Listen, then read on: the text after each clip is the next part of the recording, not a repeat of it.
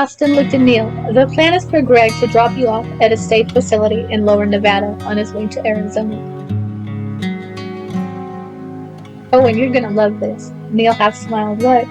Elizabeth has been picked up by our forces and is on her way to the facility in Nevada. Neil almost fell over with shock, happiness, and relief. He made sure to keep his voice down. Buddy, that is the best news that I could have possibly heard. Neil looked around the warehouse. I don't know how to thank you guys.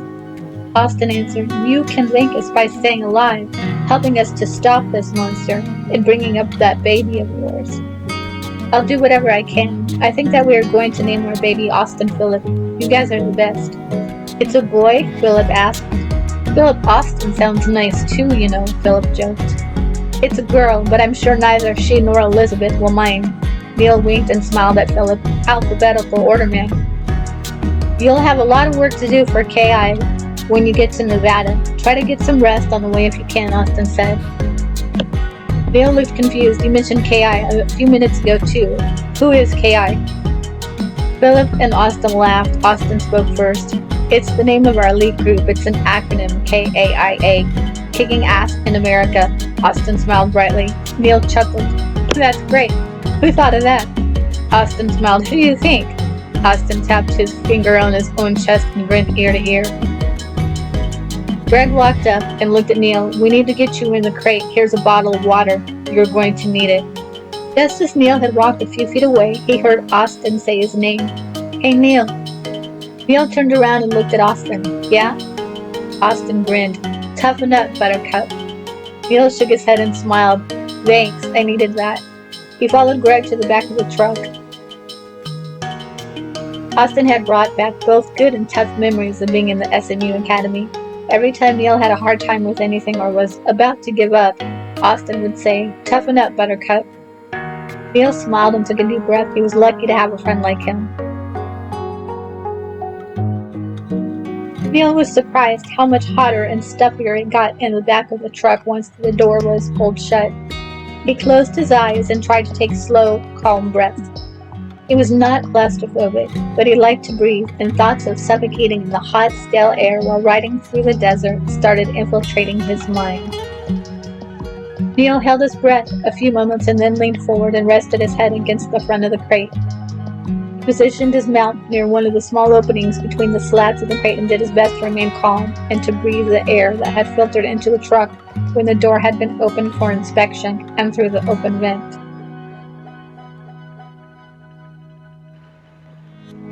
Agent Frank Fisher remained as the president's limousine after Agent Jones was taken away for almost an hour. He leaned forward against the limo with his hands folded and on the roof. His eyes unwillingly showed his sadness as images of his friend being taken away filled his mind. He looked across the empty parking lot and held back tears. He wanted to go into the facility to find out what had happened to his friend, but he knew that he had to stay by the limo until he could fully regain composure. It seemed like an eternity before Frank heard the buzzer of the door behind him. He turned and looked. There was a tall, blonde-haired, blue-eyed soldier that was around 26 years old in an SMU field agent uniform standing at the door. Agent Fisher, come with me. Frank nodded and followed the young man. He had never seen him before. Frank tried to hide his somber mood, but he was barely able to. He was tired of playing their game. The young military agent led Frank to a small office that was located 3 doors down from the entrance of the building. There was a metal desk and 2 metal and navy fabric chairs opposite the desk. The desk was empty except for an avocado green colored phone, a stapler, and a nameplate that read Sergeant Cooper. Frank could not read Sergeant Cooper the way that he could read most people. As much as he wanted to scream no, he kept his cool. I'm afraid he was a bit clumsy, sir. Sergeant Cooper nodded his head and seemed to have an expression of satisfaction. Either he believed Frank, or he was pleased that Frank played along with their game. Frank remained blank-faced. Sergeant Cooper leaned back in his chair again. I'm sending you on a dangerous mission, Agent Fisher. To be honest, I was quite surprised that President Paulson suggested you, since you have no military background outside of the SMU Academy. I am not ashamed to say that I was hoping for someone with military prowess outside of government service. but the president highly recommended you. So either he has utmost confidence in you, or he wants you to be killed in the line of duty." Frank was quite shocked at the sergeant's statement and almost dropped his cup of water on the floor. Some of the water splashed out on his arm, and he hastily wiped it up with his handkerchief that was in his front suit coat pocket. Frank looked at Sergeant Cooper. Had the sergeant seen a glimmer of emotion in his eyes when he lied and said that Jones was clumsy? Frank, uncertain of what to say, kept silent for a moment before he spoke. "I'm not sure what to make of that, Sergeant Cooper, but I will do my best to not only finish whatever mission you choose to send me on, but to stay alive." Sergeant Cooper slammed his fist down on his desk and smiled. "Great, that's exactly what I wanted to hear." Sergeant Cooper leaned forward on his desk again. "This is a clean room, Agent Fisher, and anything that you say here stays with me. I am, however, glad that you are careful with your words and that you keep your opinions and your emotions to yourself. That's exactly the kind of man that I want on my team." Sergeant Cooper grinned. "Well, outside of almost dropping your water cup on the floor, we'll work on that."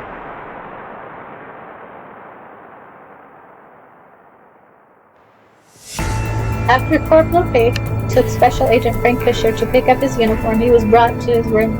Frank showered and changed into his new field agent uniform and rested until Corporal Faith came back and brought him to the briefing room to be briefed with the other men. Frank was glad that the elite group of men were professional and had no qualms about accepting him into the group. The men were to set up a perimeter around a facility in Nevada near the California border that was housing traitors to the president. They were given jumpsuits that matched the terrain. The group of 5 men, including Frank and Corporal Faith, would be dropped off a quarter mile from the facility and had 4 hours to set up base camp and to hike around the facility's outer perimeter to set up sound and surveillance equipment, including high-powered cameras.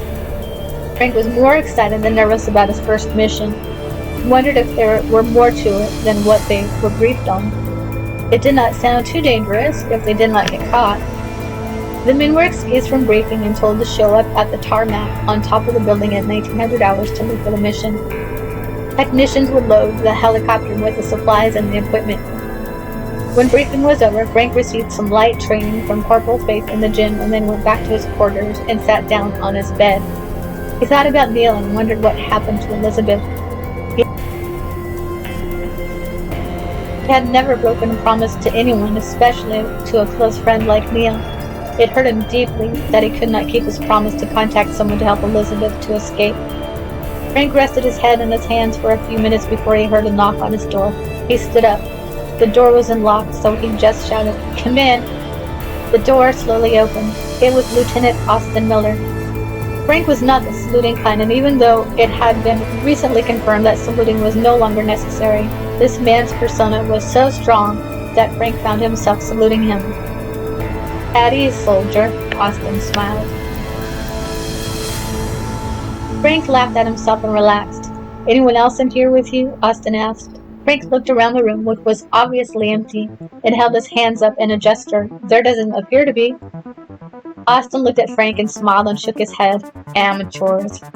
Austin went over to the bathroom door, which was closed. He opened it and looked inside.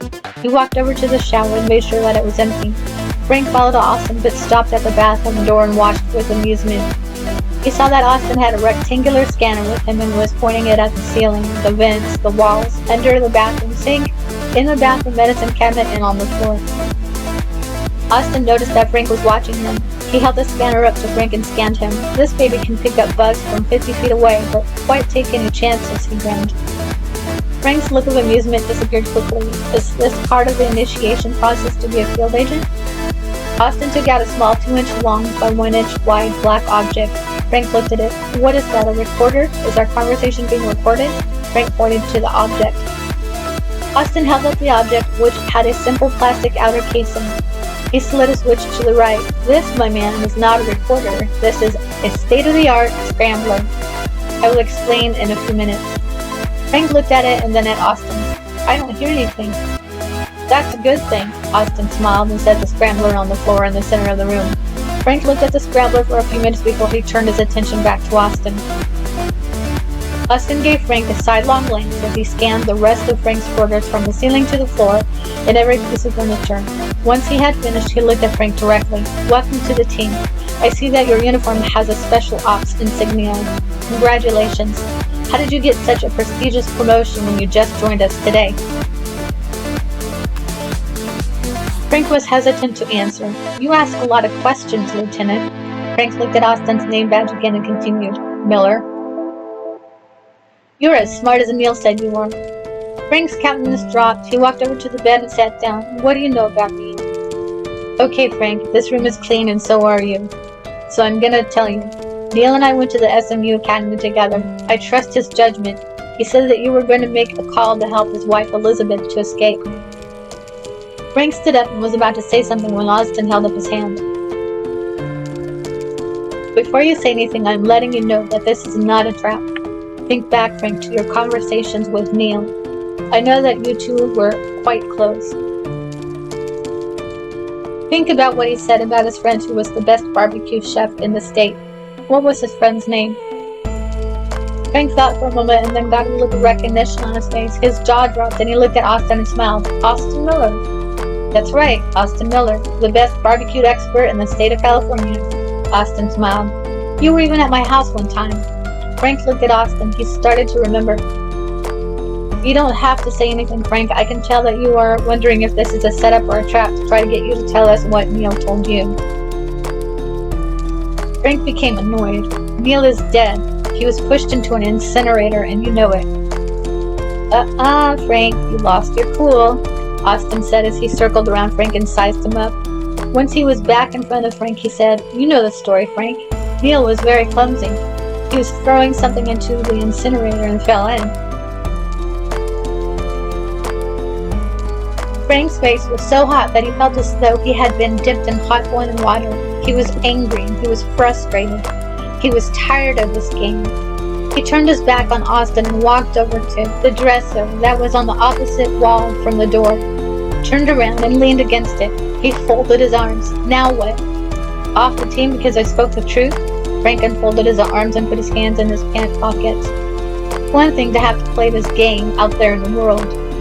But if you guys expect me to be dishonest with my own team, then I'm the wrong man for this job no matter who recommended me." Austin smiled and walked towards Frank and stopped a foot away from him. And then his smile turned to a grin. "I don't care who recommended you for the unit. I like your spunk." Austin turned around and walked over to a small table and pulled out a chair and sat backwards in it. "I know who recommended you to this unit, Frank. President Paulson. I know that anyone that he recommends either must have almost superhuman strength or he wants them dead. My guess, after talking to Neil, is that Paulson wants you dead." Frank looked at Austin. Austin gave Frank a serious look. "I need to tell you something particularly important. Keep this information to yourself no matter what. Do not even repeat it to me at any time after I leave this room. Do you understand?" Frank nodded. He walked over to the table and pulled out a chair and put it 2 feet from Austin and sat in it the right way. "What did I say about President Paulson never recommending anyone unless he wants them dead or they have superhuman strength?" "Just what you said now. Why?" "You are the second person that Paulson recommended for the team, specifically the Special Operations Unit that you were placed in. Can you guess who the other man is?" Austin looked closely at Frank.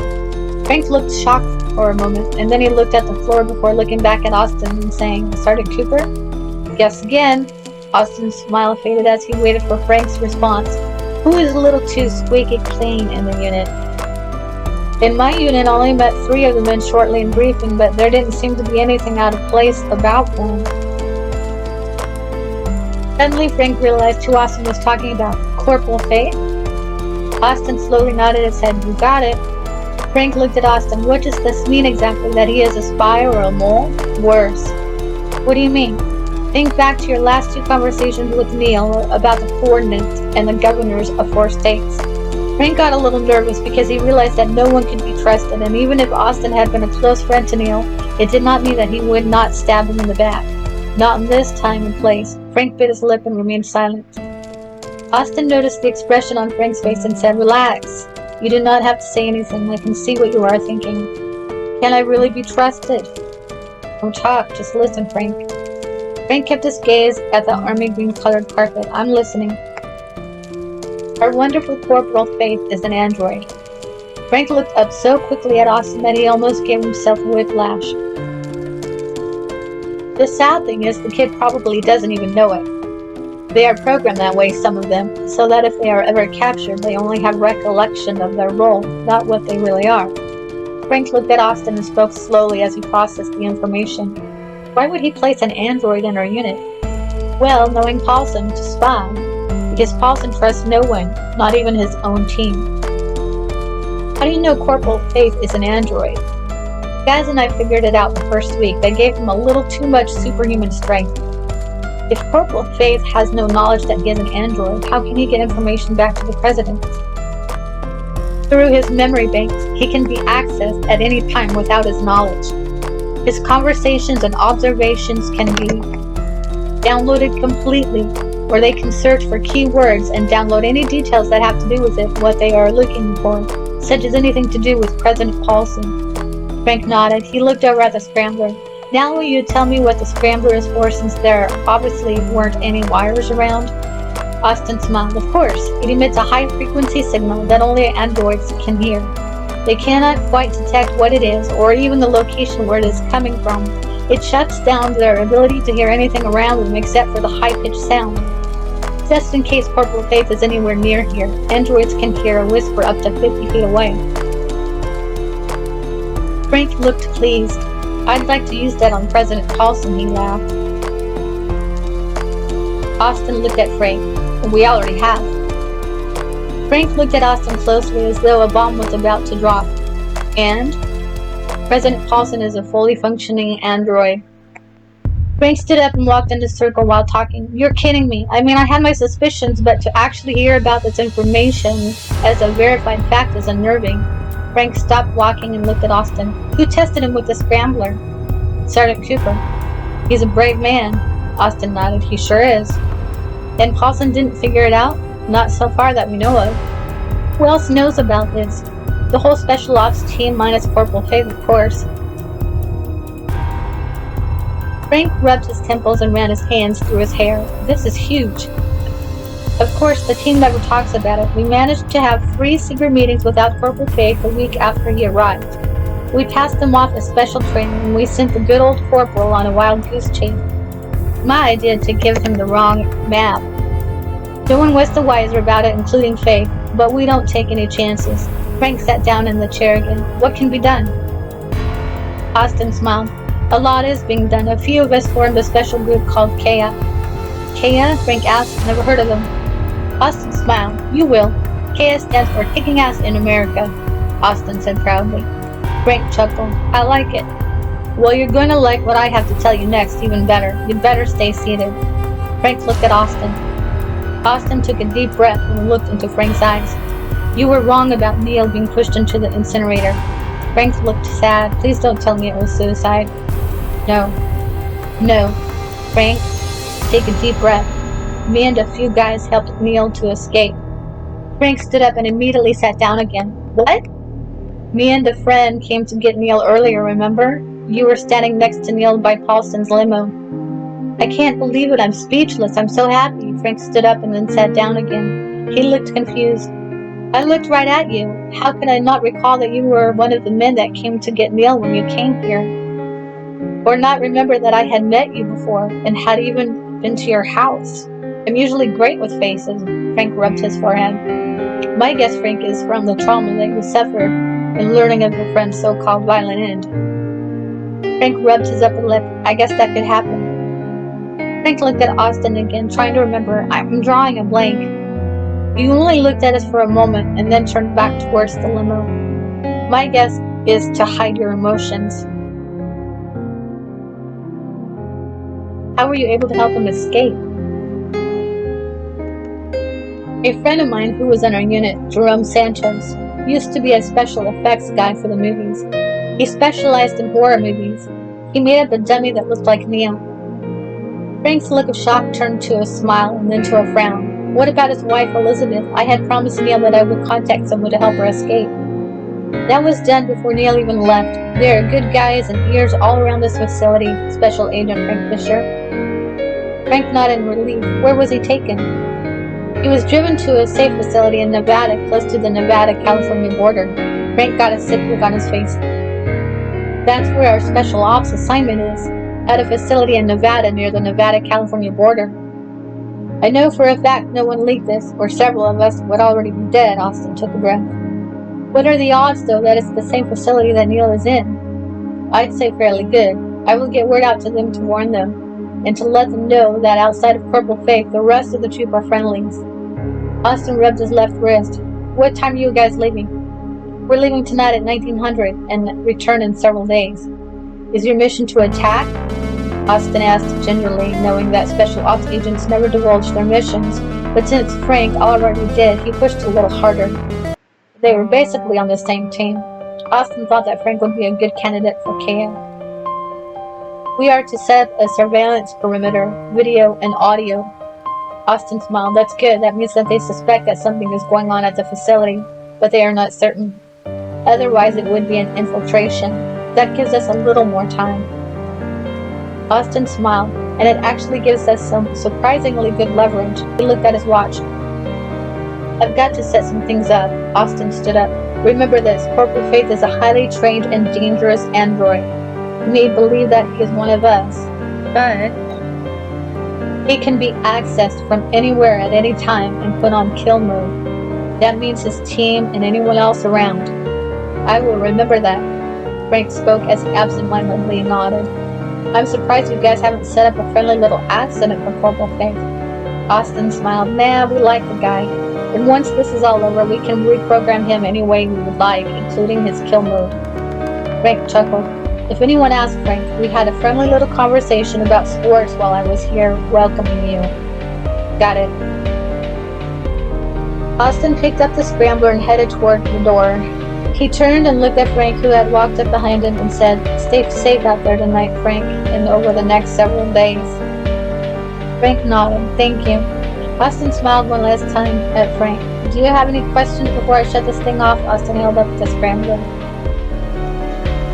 Austin turned off the scrambler and put it back in his pocket and left Frank's room.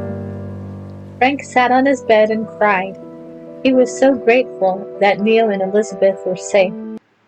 Frank washed his face and prepared himself mentally for the mission as he replayed his and Austin's conversation several times in his head. Frank, Taylor, and Smith all laid down and fell asleep within minutes. Around 1:45 a.m., Frank was feeling a little restless. He rolled over on his stomach and tried to fall back to sleep, but could not. He glanced over at Corporal Faith, who was still monitoring the surveillance feed. Frank sat up. He was about 2 feet forward from Corporal Faith and facing toward the facility. He picked up the second set of headphones and decided to listen in. It sounded like a friendly poker game was going on. Frank smiled as he listened to the friendly banter. None of the voices were Neil's. Around 2 a.m., Frank got sleepy again and lifted his arms to stretch as he yawned. He heard Corporal's face moving around, but everything else seemed eerily quiet. All of a sudden, Frank felt an arm around his chest under his uplifted arm and felt a cloth being held over his mouth that smelled like ether. That was the last thing that Frank remembered before everything went dark.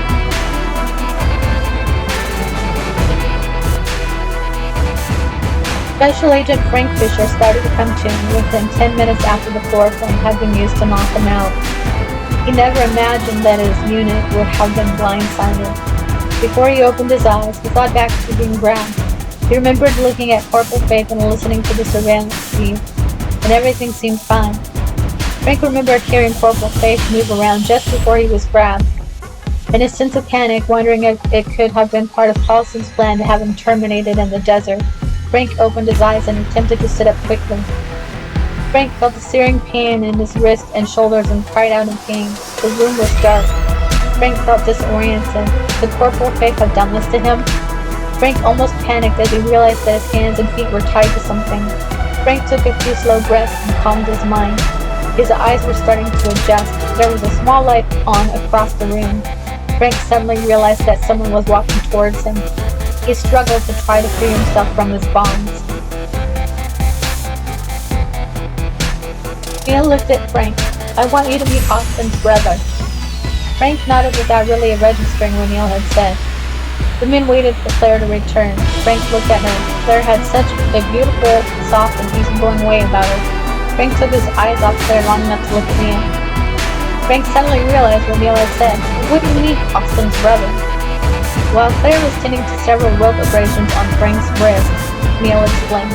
Austin has a brother named Milton. Phil for short, that's his contact here.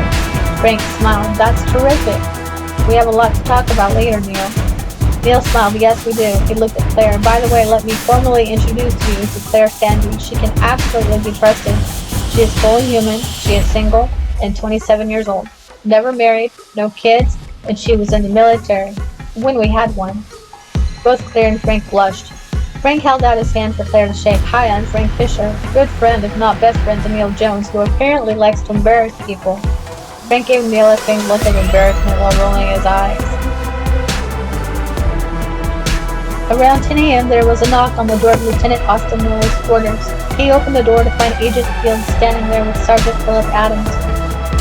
Austin kept his emotions in check. Can I help you, gentlemen? He asked. Come with us, sir. Agent Fields looked at Austin with zero emotion. Austin nodded and walked out into the hall and closed the door behind him. The moment Fields had his back to them, he glanced at Philip.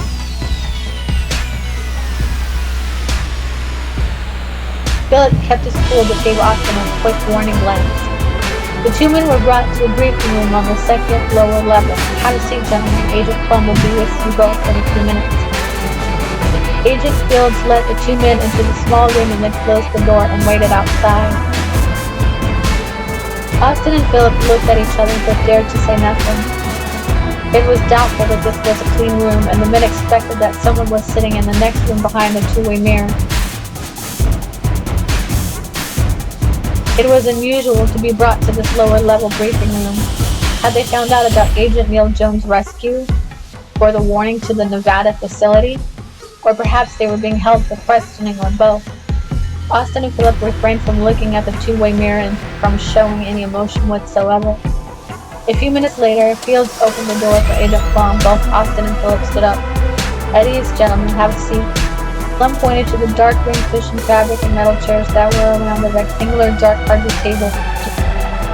Austin and Philip chose the nearest seats next to each other and sat down. Agent Plum had two medium-sized metal folders with him. He sat down at the head of the table next to the men and put their files down on the table. He looked at Austin and Philip as though to examine them. Agent Plum took a quick breath and finally said, President Paulson has two SMU positions open that he needs to fill in a hurry. He requested two SMU field agents to temporarily fill the positions until he can replace the positions permanently after the next SMU Academy takes place in the spring. Unless you two work out and we both decide to stay. Austin and Philip looked at each other and then at Agent Plum. They both loved their current positions but knew that they had to play the game and had no choice but to say yes. I think that I can speak for the both of us, sir, when I say that we would be honored. Austin glanced at Philip, who seemed to agree with what he had said. Austin paused for just a moment before he asked Agent Plum, what made you decide to choose us? Austin was inwardly wondering if there were suspicions over both him and Philip, and if the president just wanted to keep a closer eye on them and to prevent them from further action. They certainly would lose most of the freedom that they now have. Agent Plum looked at Austin and Philip and smiled. He picked up the files and set them back down. They both have exemplary records. Austin gave his most genuine fake smile and held his hand out to shake Agent Plum's hand. I would be honored, sir. The men patiently watched the hallway through the window. About 5 minutes later, they saw Mr. King lead Agent Plum and Agent Fields into the main briefing room. And as he was instructed, he closed the door and went back to his quarters. Austin took a breath. Let's roll, Philip. Philip nodded and followed Austin out of the room and across the hall. Frank closed the door quickly behind them. Once Philip and Austin were in the briefing room and they closed the door, Frank and Sergeant Cooper went into the hallway and stood next to the briefing room door. Agent Plum looked at Austin and said, what's going on? Why are we meeting in here? Austin casually slipped his hand into his pocket and looked at Agent Plum and Agent Fields. I recommend that you both have a seat. Agent Plum and Agent Fields listened to Austin since he was a superior and sat down in two of the chairs that were around the table. Austin waited until they were completely seated and pressed the button on the small device that he had in his pocket. Immediately, Agent Plum and Agent Fields shook violently, and then they passed out. Austin shouted, "Sergeant Cooper!"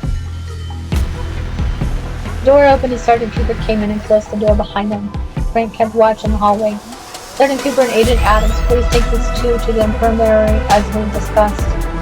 Frank and I will disarm the room and retrieve Dr. Paolo and meet you there in 7 minutes." Sergeant Cooper and Philip nodded. Philip went and stood next to Agent Fields. He looked at Austin. "The seats aren't hot anymore, right?" Austin looked at Philip. He never used to be this way. He was nervous and asked questions the night before that were out of his character. He felt compassion for his friend who must have been traumatized by the incident with President Paulson. "No, Philip, the seats are not hot." Sergeant Cooper went over to the closet while Austin and Philip were talking about the double gurney out that they had placed there the day before. He took the large white sheet that they had laid on the gurney and placed it on the table. Then he pushed the gurney over to Agent Fields' chair, and he and Philip and Austin carefully picked Agent Fields up and placed him on the lower gurney. Then they put Agent Plum, who was taller, on the top gurney at 6'3", his feet hung over the edge. "I thought that he would be heavier than this," Philip said. Sergeant Cooper looked at Philip. "They are making them lighter these days." Frank went into the briefing room and closed the door and locked it behind him. He smiled at Austin, who was under the table removing the wires that he and Philip had placed there the day before. Frank sat on the floor near Austin. He started pulling wires down from underneath the table and the chairs. "It's amazing what a few wires and some chewing gum will do." "Very funny, Agent Fisher. Chew on this?" Austin held up a gray putty-type substance. "And you just might lose a few feelings." Frank laughed. Frank opened the door. He looked at Austin. Austin looked tired. "I'm ready," he said. The men went to Mr. King's room and knocked. It took almost a minute for Mr. King to answer. He looked as though he had been awake all night. Austin and Frank entered Mr. King's room and shut the door. Austin looked at Mr. King. "Man, you look like hell. Didn't you get any sleep?" Mr. King shook his head. "Not much. I had nightmares all night that President Paulson came back to life and came here and killed me." "There's no chance of that now." Frank lifted his hands in the air. "He exploded." Mr. King stood there with his mouth open. His glasses slid halfway down his nose. "Exploded?" His voice cracked as he spoke. Austin looked around the room. "We need to get some coffee in you, man. Wake you up a little bit." Mr. King looked at Austin. "Coffee?" His voice cracked again. He seemed to be in a daze and suddenly snapped out of it. "Oh no, I will never drink coffee again." He pushed his glasses back up to the bridge of his nose. Austin grinned at Mr. King. "Relax, no one is going to poison your coffee. Why don't you splash some water on your face and comb your hair and get dressed while you are at it? Agent Plum and Agent Fields should be here at any time." Mr. King went over to his organizer and looked at his phone that was sitting on top of it. "Let's see. There's a message from Agent Plum. He said that he and Fields are on their way back and should be here in 30 minutes. "They are early," Frank rubbed his chin. "What time did he send that message?" Mr. King looked at the message. 20 minutes ago. Austin gave Mr. King a look. "Don't you read your messages when they come in?" Mr. King looked nervously at Austin. "Normally I do if I hear them. I was in the bathroom. I just got out when you guys knocked on the door." Austin involuntarily sniffed and then crinkled his nose. He looked at Mr. King. "Hurry and get dressed. We do not have time for a shower." "I will go get Philip. Make sure, Mr. King, that you are in the hallway when Agent Plum and Agent Fields will come in and intercept them like we discussed. We do not want him to roam the halls looking for Paulson. And I added to the plan in the middle of the night. I will come back to get you when it's time. Sayers has a mask to make him look like Paulson. He's going to fake having a heart attack in his office. You are to call Dr. Clark and will then declare him dead. I already called Dr. Clark this morning and told him about the plan."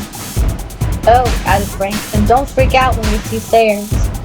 He is wearing a really good mask and looks just like Paulson." Mr. King stood there in shock and just stared at Frank. "Don't worry, you will be able to tell it's not Paulson. Just look at the wig, the mouth, and the eyes. Sayers has blue eyes. That is why he has to wear sunglasses around other people. We didn't get him contacts." "Hurry up, Mr. King, please," Austin said. "Yes, sir." Mr. King rushed over to his closet and grabbed a suit and went to the bathroom to get dressed and combed his hair. Austin looked at Frank. "Here we go, Frank. This is a done deal." Frank nodded. "A piece of cake." As promised, Agent Fields and Agent Plum were waiting for him and Philip. There was a quick briefing before the men boarded the presidential plane. Austin and Philip sat together but refrained from talking. Once they reached Washington, D.C., they would stay in separate suites at the Black House. During the flight, Austin thought about his exchange with Dr. Collins. The doctor must have had a change of heart. Austin had no idea how he was going to accomplish the task. He did not sense that it was a trap, although he wondered if it could be. He could put the drops in the president's coffee and get caught and be executed. Austin shook his head. He knew that he was thinking too much. Austin practiced in his mind how he would put the drops into President Paulson's coffee. It was a practice that he often did before every mission. He believed that it contributed to his success. Occasionally, when Austin was doing this visualization exercise, a thought could go bad, and this time was no exception. Austin again pictured putting the drops into the president's coffee. He saw himself handing President Paulson's coffee to him and then having the president turn around and insist that Austin drink it himself and hand it back to him. Austin opened his eyes. He took a breath. He was the answer man, so it did not take long for him to think of a solution. He would simply have a clumsy moment and bump the president's hand as he took the cup back and spill the entire cup of coffee on the floor. Austin was grateful for the one-way windows in the president's airplane. He looked out the window and lost himself deep in thoughts. He missed his brother and wished that he could see him. He wondered how Frank was doing on the mission. Austin hated long flights. He closed his eyes and thought about the woman that he had dated years ago. He loved Sasha, and she loved him back. Dated for 2 years before she finally broke up with him when he would not commit to marriage. Austin smiled. He decided when this mess was all over that he would call her or stop by her apartment. The flight to Washington, D.C. was uneventful. Austin and Philip deslaned along with President Paulson, Agent Mike Plum, Agent Rick Fields, and a couple of personal flight attendants. Pilot and co-pilot remained on the plane for a while. Austin wanted to get the drops into President Paulson's coffee as soon as he could. He never understood how androids were able to eat and drink like humans were, but then again, he never studied about them or their working anatomy. Austin and Philip were to accompany the president to his office for a special meeting with him, while Agents Plum and Fields were sent to take care of something outside of the Black House. Mr. King looked at the president. He almost felt sorry for him. "I didn't put anything in your coffee, sir. No one did." With his back to the president, Mr. King walked over to the phone that was on the briefing table and glanced at Austin along the way. He winked at Austin and then picked up the phone. Even though his hands were shaking, his voice remained relatively calm. "We need an emergency team here, Stat, and Dr. Clark. President Paulson has taken ill." Austin breathed a sigh of relief. The medical emergency team, which consisted of a doctor and 2 EMTs, was there within a few minutes. They put President Paulson on a gurney and administered oxygen to him. His eyes were very dark and glassy. He seemed to be staring at the ceiling, and his mumbling was incoherent. Dr. Jeremy Clark was 57 years old, 5 foot 9 inches tall, and had golden blonde hair and blue eyes. He looked at Mr. King and asked, what was he doing when he collapsed? Mr. King looked at the doctor. He was yelling. Then he grabbed his chest. Maybe he had a heart attack. Mr. King spoke blandly and then turned his back to Dr. Clark. Dr. Clark looked a little annoyed. "We will determine what happened to the president, Mr. King." The first EMT, Fossil Kane, age 25, just under 6 feet tall with dark brown hair and dark brown eyes, looked at Dr. Clark. Kane was holding the tubing of a drip IV and looking very confused. "Sir, the needle will not penetrate the president's skin." Dr. Clark walked over to Kane. "You must be doing something wrong." Dr. Clark took the needle and cannula from Kane and attempted to insert it himself. He looked at the needle and then at Kane. "Try another needle, Kane," he ordered and stood up. "Yes, sir." Kane inserted a new needle into the cannula and tried again. It would not penetrate the president's skin. Kane looked at Dr. Clark. "Sir, the needle bent." He held up the needle to show him. Dr. Clark looked at the needle and then to the president. He felt for a pulse. It was weak. He looked at the second EMT, Sam Hebert, age 43, 5 foot 10 inches. who had medium brown hair and brown eyes. Hebert had just finished taking President Paulson's blood pressure for the second time. Check his pupils. Hebert nodded and took out a small flashlight and attempted to get a pupil reaction from the president's eyes. There's no reaction, sir. He took out a stethoscope and listened to the president's heart. Hebert looked at Kane and gave him a strange look, and then he looked at Dr. Clark. Hebert lowered the volume of his voice. I think that he is a hybrid, sir. Clark looked sternly at Hebert and then at King. Get him to the infirmary and stabilize him the best that you can. I will be in shortly.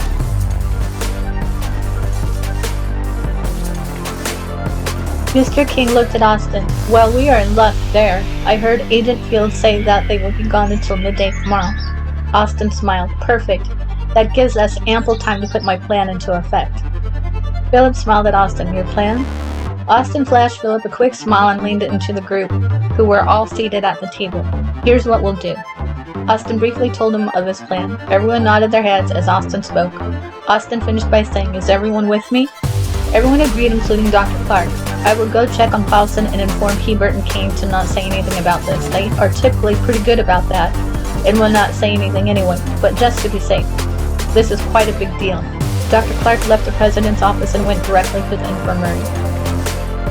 Austin looked at Mr. King. Mr. King, we need your help to make this plan work. Mr. King pricked up. Me, sir?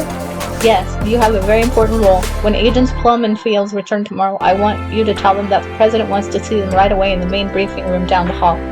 You are to lead them in there and tell them that the president will be with them in a few minutes. You are to close the door and go back to your living quarters. We will take care of the rest. Mr. King looked at Austin. What if they don't want to go? Austin looked into Mr. King's eyes. They won't refuse. Not if they believe that you are telling them the truth. Understand? Mr. King nodded. I can do that.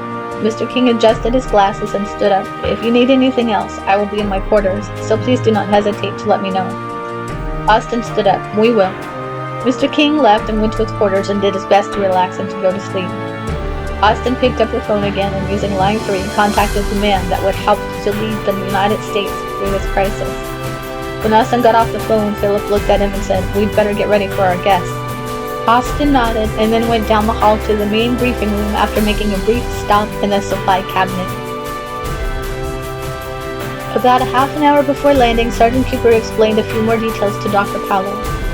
When the men arrived at the Black House, they met Agent Austin Miller and Agent Philip Adams, just inside the second airplane hangar.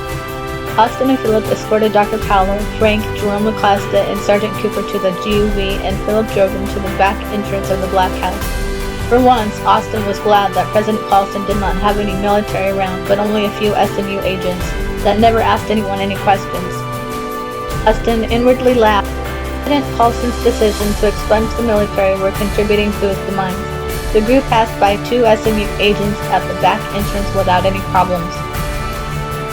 They immediately took Dr. Powell to see President Paulson, who was in the infirmary. The infirmary was a large, sterile-looking room with 3 hospital beds, some medical equipment, a sink and countertop, and a table with a few chairs around it. The walls were painted off-white and there was an off-white tile floor.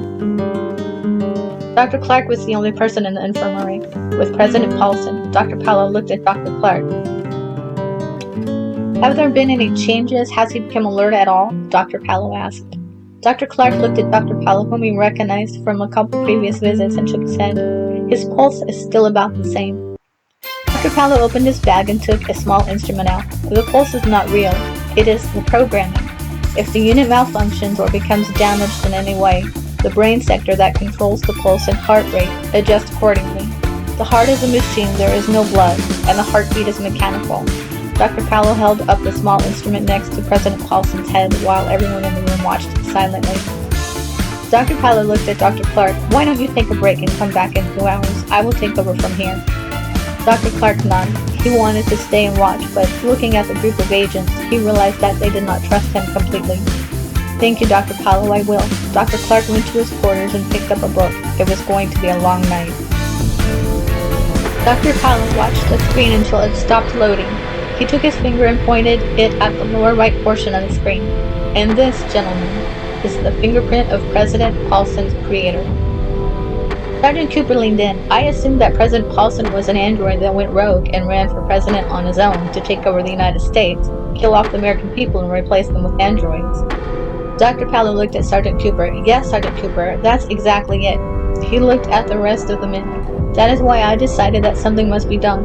I had accidentally stumbled upon information that was hidden in the 4 coordinates that had arrived to replace the governors of California, Washington, Oregon, and Utah. What do you mean? Asked Philip. And can you please explain the part about killing everyone and replacing them with androids? Yeah, I'd like to know more about that too, Frank said. What good is a country full of androids? Dr. Paolo looked at Frank. Because they can take over the world. Agent Jerome Santos finally spoke up. Yeah, I never understood that whole dictatorship, take over the world mentality. What for, I mean? It does not seem like much fun to have people follow or worship you out of force. And what good is too much money? Dr. Paolo looked at Agent Santos. That is a good point, Agent Santos. It never made any sense to me either. Austin looked at Dr. Paolo. I have several questions, but I want to hear about the plot that you uncovered about Paulson replacing everyone with androids. Dr. Paolo turned his chair around to face the men. When I first started working for President Paulson, he tempted me by saying that the coordinates, or rather the replacement governors, would help our country. The governors of each state had become hard to control, and I agreed with him. We started by releasing a few androids into the population to perform as regular citizens. Once we saw that they did well, we replaced the governors of Oklahoma, and when that went well, we replaced the governor of New York. It was quite a success. The people thought that Governor Wilson had a change of heart after a serious but brief feigned illness, and was putting the people first. It was all a guise to get everyone to feel relaxed. And later, President Paulson would give the orders for the replacement governors to carry out any one of his evil plans, Austin said as he shook his head. Frank looked at Dr. Paolo. What happened to the real governor of New York? Dr. Paolo looked down. I am ashamed and afraid to say that President Paulson had him murdered. Gasps could be heard throughout the room. Frank looked over at Sergeant Cooper. We reprogrammed Corporal Faith, by the way. Sergeant Cooper nodded. I figured that when the Nevada facility came back clean. Philip waited for Dr. Paolo's attention. We witnessed a horrible scene with President Paulson. He looked at his aide, Mr. King, and said, How is it that I am feeling pain? And was holding his stomach. I've got to tell you that it was pretty unnerving. Austin shook his head. That got to me too. Dr. Paolo nodded. I imagine that it would. Rest assured, gentlemen, that President Earl Paulson did not really feel emotional or physical pain the way that you or I would. He was programmed with automatic responses. Philip shook his head. I don't know, Dr. Paolo. He looked to be in pretty severe physical pain and in deep distress and emotional fear to me. Dr. Paolo looked down at the ground for a moment and then turned his chair back around to the computer. He pushed the emotions aside that arose in him with Philip's words. I assure you, gentlemen, that any symptoms of emotional pain or thoughts and any symptoms of physical pain were purely programmed. Austin stood up and helped Philip up. One of the questions that I had wanted to ask was if there was some sort of listening device on Paulson. Sergeant Cooper, who had just pulled himself off the floor, looked cross. That's something that you could have interrupted Dr. Paolo with, Agent Lieutenant Miller, sir. Austin briefly looked at Sergeant Cooper and shrugged. Austin spoke softly. So, was there a listening device on Paulson's body that transmitted back to whoever sent him here? Dr. Paolo answered logically. Probably. Sergeant Cooper looked at Dr. Paolo. Probably? His tone of voice was tense. Austin stepped next to Sergeant Cooper. Soldier, you're out of line. Stand down. Sergeant Cooper looked at Austin and nodded and took a step back and remained quiet. Austin looked at Dr. Paolo. So they could have been listening to our conversation this whole time? I mean, until the explosion. Dr. Paolo looked at Austin and smiled. He pulled out a little box from his lab coat and pocket and held it up. This is a special scrambler that prevents that from happening. All the men in the room laughed except Sergeant Cooper, who looked at Austin. Austin nodded at Sergeant Cooper. Sergeant Cooper walked up to Dr. Paolo. I want to apologize for my behavior, Doctor. It's completely out of my character and was very rude. Don't worry, Sergeant Cooper. Even the best of us become unraveled sometimes. Sergeant Cooper nodded. Frank stepped in. Dr. Paolo, if whoever made Paulson wasn't listening in, why did he explode? I mean, if they were not able to determine if Paulson had been discovered to be an android, how would they know to destroy him? I'm sure that is something that they wouldn't do unless they were beyond sure that he needed to be destroyed. Or was that a side effect from the drops? Austin added. Those are very good questions, gentlemen. You are right, Special Agent Fisher. Someone went through a lot of cost and time and danger to put Paulson in office. They would not take lightly the decision to detonate him. And Agent Lieutenant Miller, the drops do not have that side effect. He turned and looked at Austin. Although that was a good idea. No, I am confident that the self-destruct mode was built into Paulson in case he ever became beyond self-repair, he would self-detonate. Does that answer your questions? Dr. Powell looked at Frank and Austin. They both nodded and said, "Yes, Doctor." Dr. Paulo turned back to the computer. Before he continued talking about the fingerprint, he looked at his chair. This swivel chair has come in quite handy. Dr. Paulo once again pointed to the symbol on the screen. The first letter is the country code. Frank looked closely at it. It looks like an A. So the country that the person who created this monster is from a country that starts with an A? And that is correct, Philip. Philip shrugged his shoulders. I don't know. Albuquerque? Austin hit Philip with his elbow. That's not a country, that's a city. Philip looked at Austin. I was joking. I needed to let off a little steam. Philip straightened his collar. There are a lot of countries whose spelling starts with the letter A. How do we know which one? You see the little number right here to the bottom right of the A? Dr. Paulo pointed it out. The number 2, Philip answered. Dr. Paulo continued. When the New World Order formed, they assigned each country a number. It is not in alphabetical order, and there is no rhyme or reason to it, so don't try to figure out their logic. Dr. Paulo took out a small electronic tablet. He entered some information and within 10 seconds got a response. The number 2, according to the New World Order website, belongs to a little-known country just northeast of Russia. It is called Afghanistan. Austin was the only one in the room besides Dr. Paulo that had ever heard of it. What else can you tell us, Dr. Paulo? Every android maker has a symbol. First we have the country letter, then we have the country number, and then the third symbol is the district, the fourth is the city or town, and the fifth is a symbol that identifies the creator. It will take a little research, but I can have an answer for you by tomorrow afternoon. Austin looked at his watch. Frank, we have a special mission. Come on, we need to leave in 5 minutes. I will brief you on the way.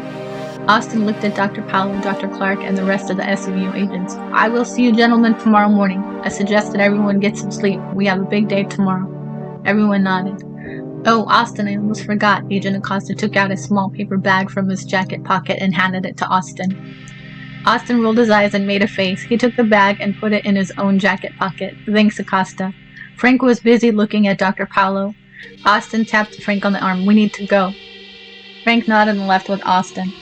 Dr. Paulo shut down the program, took out the microchip, and put it in a holder and handed it to Sergeant Cooper. If you would please keep this with you, Sergeant Cooper, I would appreciate if you could help me with my research tomorrow if we have time. Sergeant Cooper took the chip. Yes, sir. Dr. Paulo stood up. Thank you for the use of your computer, Sergeant Cooper. Austin led Frank down the hall and took the elevator to the underground parking area where the president's limo was kept. Austin looked out at the parking garage. No one was in sight except for the guard, who was fast asleep at his post. Austin grabbed the limo keys off the hook that was next to the guard, and then he and Frank snuck past him. Austin opened the back door of the limo and motioned for Frank to get in. Frank closed the door almost all the way while Austin let himself into the driver's seat. Once Austin started the limo, the guard woke up and thought that the president must have walked past him while he was asleep.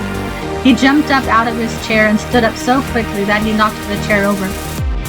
Austin drove off, and once they were out of sight, Frank opened the back door and closed it all the way. Where are we headed? Frank asked. Austin answered, we are picking up our new president. Frank nodded his head and smiled, and then realized what Austin had just said. What? Austin laughed. You'll see. Austin drove to Arlington and stopped at the guard gate for a very fancy housing tract. He showed his ID to the gate guard. Sayers is expecting us. The guard checked his computer, nodded, and opened the gate. Sayers?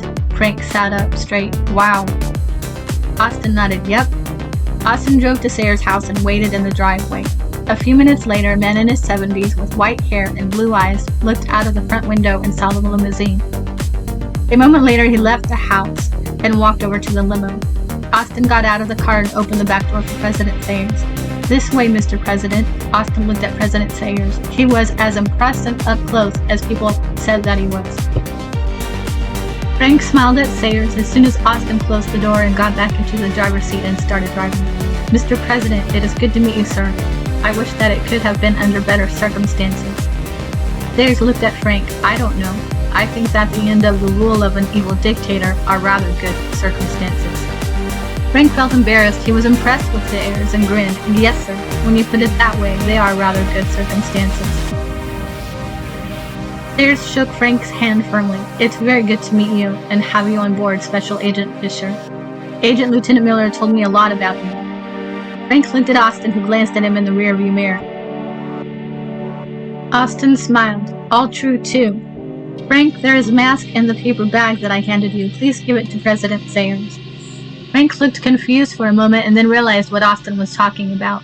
He opened the bag that he had set next to him and took out a latex mask and a wig and handed it to Sayers. Sayers nodded. Frank looked at Austin. Austin grinned. Just a little something that Agent Acosta cooked up before we left California. Frank, help President Sayers with the mask, please. Frank nodded. Sayers slipped the mask over his head. Frank helped to make sure that it was on straight. The mask fit Sayers well. Frank shivered. The mask looked so much like President Paulson that it gave Frank the creeps. Sayers adjusted the black scarf that he had worn, and Frank helped him with the wig. It was a little messy since it had been in the paper bag with the mask, but Sayers fixed it with his fingers enough to make it look real. He had dressed exactly like Paulson, including the black hat that Paulson usually wore when he went out in public. Even their builds and height were similar. Sayers adjusted the black hat and put on dark sunglasses. Austin pulled into the parking garage and parked the limo. The guard was standing at his post. He watched Austin get out of the limo and open the door for Sayers. Frank got out of the car and walked to the left of Sayers while Austin walked to his right. The guard saluted who he thought was President Paulson. Just like Paulson would do, Sayers looked at the guard and walked right past him. Austin and Frank led Sayers to the presidential suite. He looked around the room. Austin closed the door behind them. Don't worry, sir.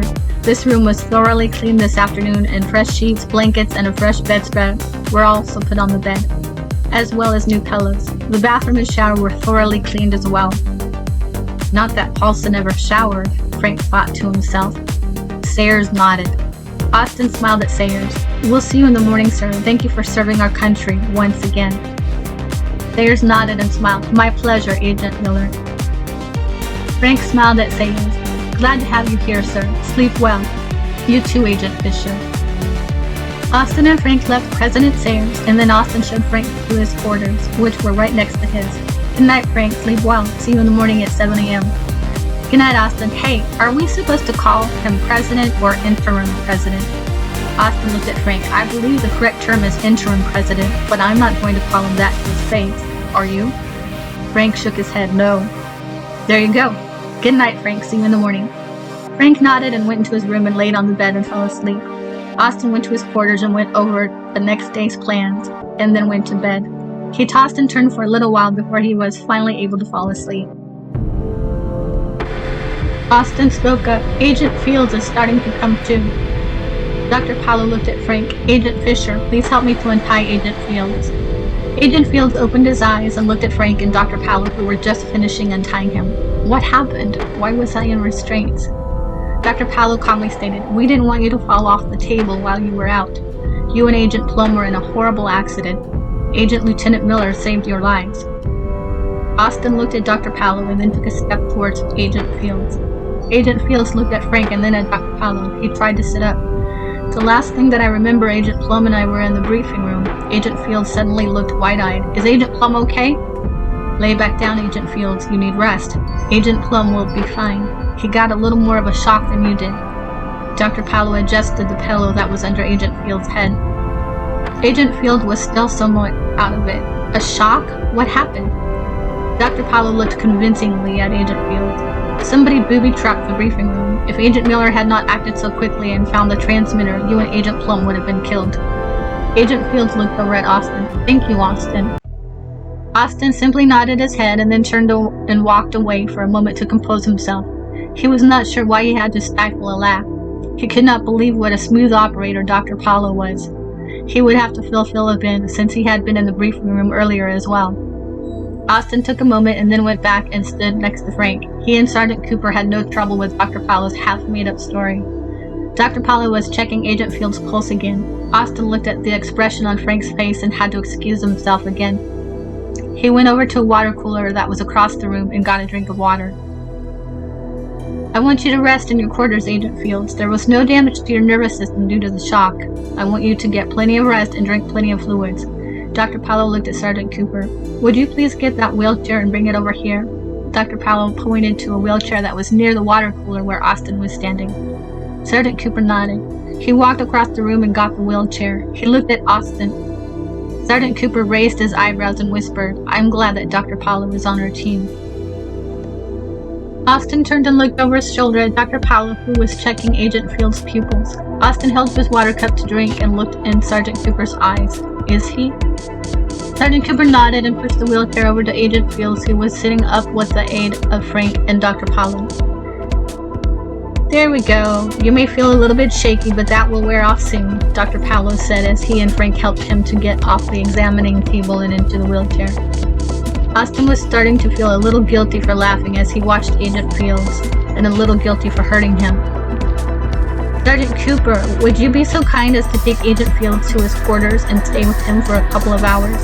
Help him to get as comfortable as you can. Dr. Paulo patted Agent Fields' shoulder. Sergeant Cooper nodded. Yes, sir. Sergeant Cooper wheeled Agent Fields to his room and helped him to get undressed with his underclothes and then helped him to get into bed. He brought him a glass of water and helped him to drink it and then set the glass down on the nightstand. He took a seat in a nearby chair and watched Agent Fields fall asleep. Sergeant Cooper felt moody. They hurt one of their own men. Back in the infirmary, Austin looked at Dr. Paulo. Do you need any help with Agent Plum, Dr. Paulo? Dr. Paulo looked at Austin. No, Agent Miller. I will be fine. I have the equipment in my bag that I can use to reprogram him and erase his memory back until he and Agent Fields were in the main briefing room before the shock. After that, I can untie him. He will do me no harm or anyone else here. Austin nodded at Dr. Paulo and then looked at Frank. Austin looked at Frank. Come with me. There is something that we need to do before I get Sayers and Mr. King. Frank nodded and followed Austin to his quarters.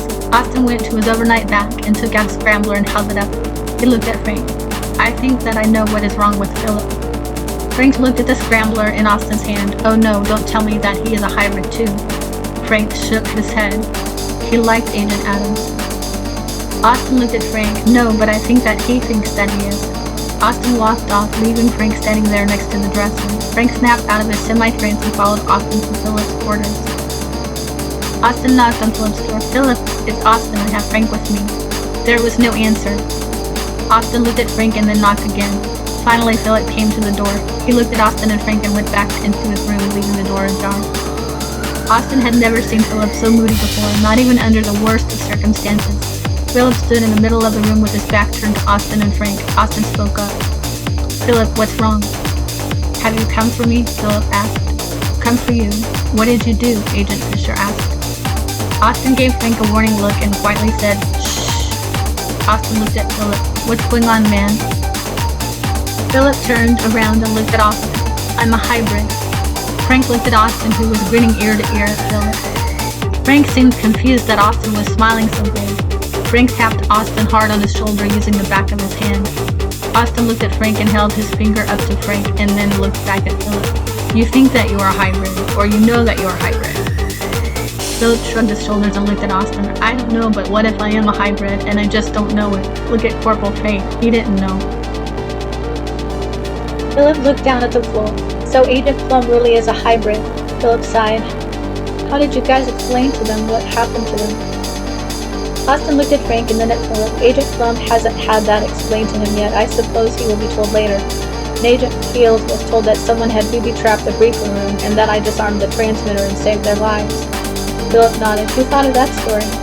Dr. Paulo did. Wow, Dr. Paulo is pretty resourceful, Philip felt snubbed.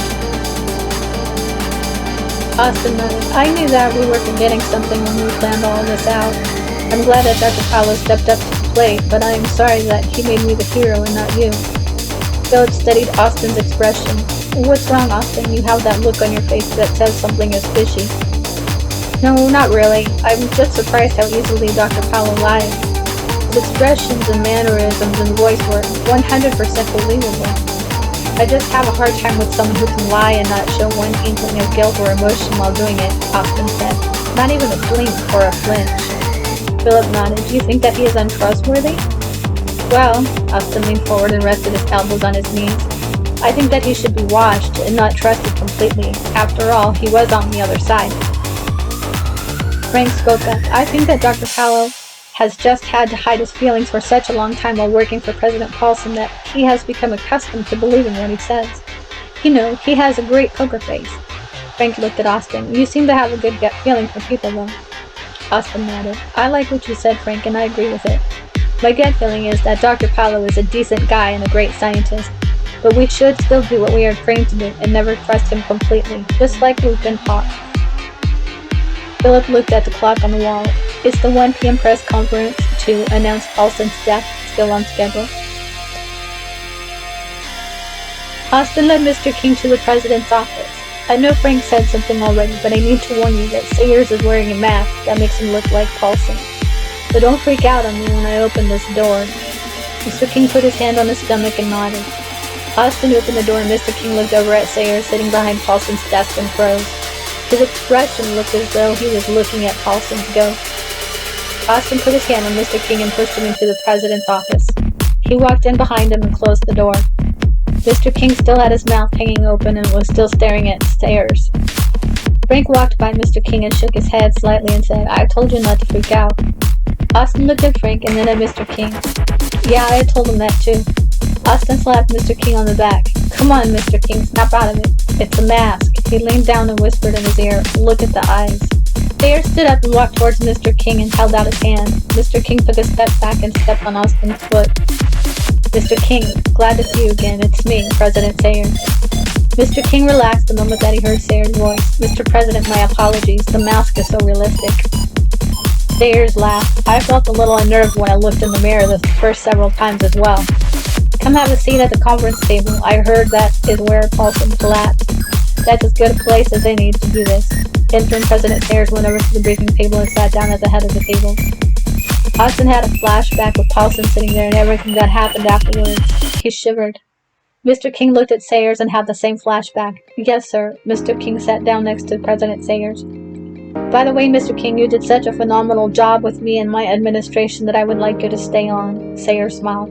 Of course, I will be using my own face and not this mask. He pointed at the mask and laughed as an attempt to make a joke. I would like that very much, sir. Austin looked at Sayers and said, Dr. Clark is standing by for Mr. King's phone call. It will take him less than a minute to get here. If I may help you onto the floor, sir, before I leave. Oh, yes, of course.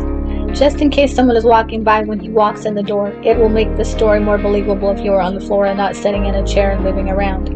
Austin's sarcastic sense of humor made Frank need to stifle a laugh. Let me help you too, sir, Frank said. President Sayers got up and Frank and Austin helped him to sit on the floor next to the briefing table and then helped him to lay down on his back. Sayers looked up at Frank and Austin. Thank you, gentlemen, for all of your help. I have to tell you that you are two of the smartest agents that I have ever met. Thank you, sir, Frank smiled. Thank you, Mr. President. Austin felt humble yet pleased. Frank looked at Mr. King. You can call Dr. Clark a few minutes after we leave. Mr. King nodded. The stewardess came and stood right next to Frank. Sir, please, we are ready for takeoff. The blonde-haired woman looked at the stewardess and then at Frank. Oh, how rude of me, I'm sorry. She set her book and her earbuds down on the armrest and stood up quickly. But the stewardess refused to move, so she and Frank ended up an inch apart from each other, face to face. Oh, the blonde-haired woman exclaimed. Frank looked at her, and she looked back at him. Sir, please, you need to take your seat, the stewardess insisted once again. Frank did his best to squeeze by the blonde-haired passenger. Their bodies brushed against each other as Frank maneuvered to squeeze by her. When Frank was standing face to face with her, he got a little nervous, and he tripped over her foot and almost fell forward against her. Not that there was any room to do that. Their eyes met. Frank felt a nice warm feeling in his chest. He was finally able to finish squeezing past her and sat down and buckled his seatbelt.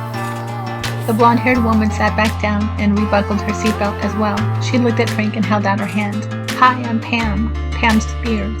She smiled. Frank looked at her. She had short blonde hair with bangs that were swept over to the side. She had blue eyes that had no dishonesty in them. Frank shook her hand. Hi, Pam. I'm Frank Fisher. Frank smiled at her. This was the one. Without a doubt, he knew. Once they were in the air, Pam went back to reading her book, but she did not put the earbuds back in her ear. Pam looked at Frank. This is my first time in Los Angeles. Can you recommend any good places to eat? Yes, I know several places in South City that I can recommend. Where are you from? Pam smiled. I live and work in Washington, D.C. Small world, Frank smiled. Pam looked at Frank with half a smile and one raised eyebrow. What do you mean? Frank's heart filled with humble pride. It was going to feel so good to say this. I've been working for President Paulson at SMUA, and I am starting a new assignment at the end of next week as part of interim President Sayer's security team and as part of a special task force. That is impressive, Pam smiled and then frowned. Sorry to hear about Paulson, but off the record, I am looking forward to things returning to normal. And you are right, it is a small world. I have been assigned to work on a special task force myself. Pam smiled and continued talking. I can't say what it's about, but I can say that it involves working under someone that I have always looked up to and admired greatly. She smiled and made the cutest expression while looking at Frank. Dr. Albert Howell. Frank almost fell out of his seat. He smiled and blushed a little, and then he gave a quick laugh. Pam looked at him. She studied Frank's face. He was a very handsome man, but it was obvious that he did not have the kind of ego that often goes along with a man that was that handsome. What's so funny? Frank looked at Pam and smiled. I'm on the same task force. That is, assuming that Dr. Paulo is only running one task force. Pam looked at him and tapped his arm playfully. You're kidding me.